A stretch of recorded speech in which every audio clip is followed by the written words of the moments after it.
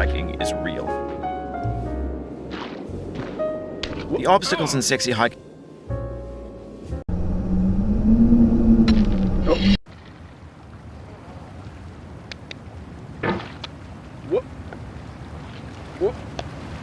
There's no feeling more intense than starting over.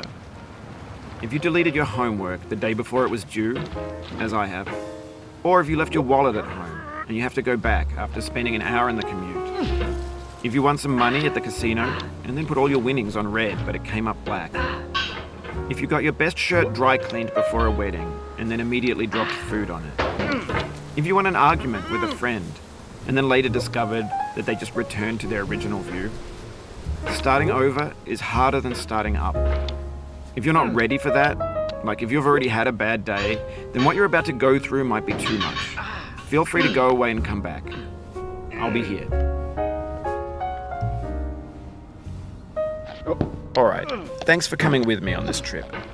I'll understand if you have to take a break at any point. Just find a safe place to stop and quit the game.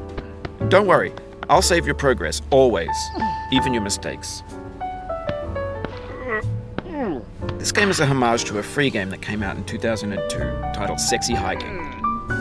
The author of that game was Jazuo, a mysterious Czech designer who was known at the time as the father of B games.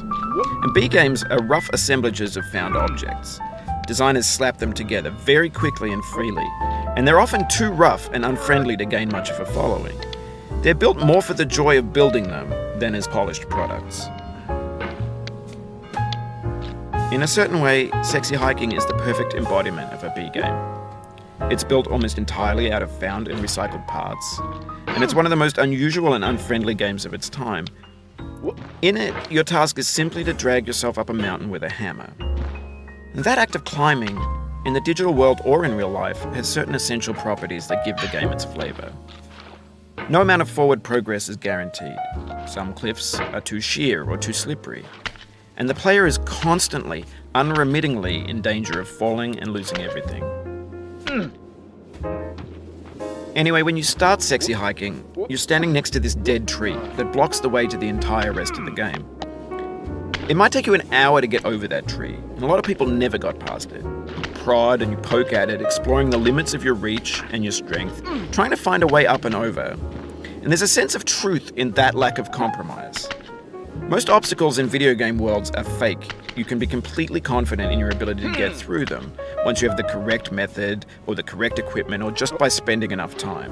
In that sense, every pixelated obstacle in Sexy Hiking is real. The obstacles in Sexy Hiking are unyielding, and that makes the game uniquely frustrating. But I'm not sure Jazuo intended to make a frustrating game. The frustration is just essential to the act of climbing, and it's authentic to the process of building a game about climbing. A funny thing happened to me as I was building this mountain. I'd have an idea for a new obstacle, and I'd